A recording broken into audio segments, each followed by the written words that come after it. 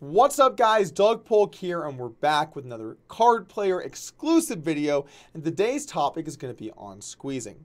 Now, there are a lot of different trains of thought on squeezing. Is it better or worse? You win more when it works. There are more players you have to get through, but in general, it ends up working out to be kind of neutral. The first thing when it comes to squeezing is you want to make sure to use a larger bet size than you might use normally. The reason is pretty obvious. Both of the players are going to get a chance to flat, and they're going to get better odds because there's more money in the middle. In No Limit Hold'em, you want to avoid using pre-flop 3-bet sizes that are so small that you let players profitably flat those raises. If you do that, they don't have to fold hands that they open that are marginal, and you can't take the pot down pre-flop. So you want to make sure to add on some blinds when looking at a re-raise. Let's say someone raises to 3 and you're in position. You might want to go something more like 9, 9.5, maybe 10. But if someone goes 3 and someone else calls 3, you definitely want to go a bit bigger, more like 11.5, 12, 12.5 to take into account the fact that there's additional money. Now, what the effect of this is it gives you more risk to try and win more money. And that ends up being kind of even. Yeah, you win more when it works, but you do have to risk a bit more. However, it is slightly more attractive because you don't have to increase your raise by the full 3 big blinds, yet you win the full 3 more when they fold.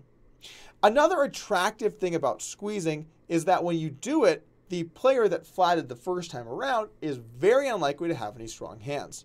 In fact, most of the time, that player will never raise you because if they had a hand like Queens plus or Ace King, they would have 3-bet the first time around. Because of this, you mainly have to worry about the first player, and then the first player might be a little less likely to get in the mix because there still is some chance the player behind can raise. So you win a bit more and you leverage these stacks against each other, and these things are all great.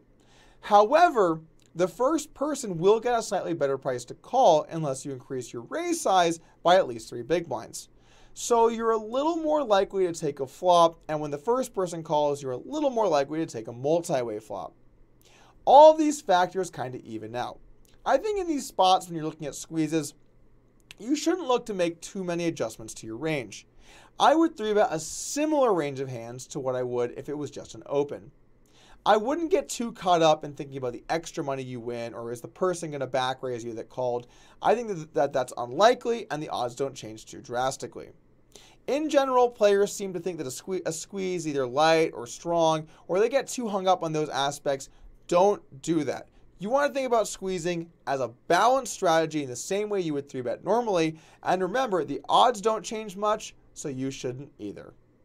Thank you for joining me for today's video. If you're interested in learning more about topics like squeezing, you should check out the Upswing Poker Lab.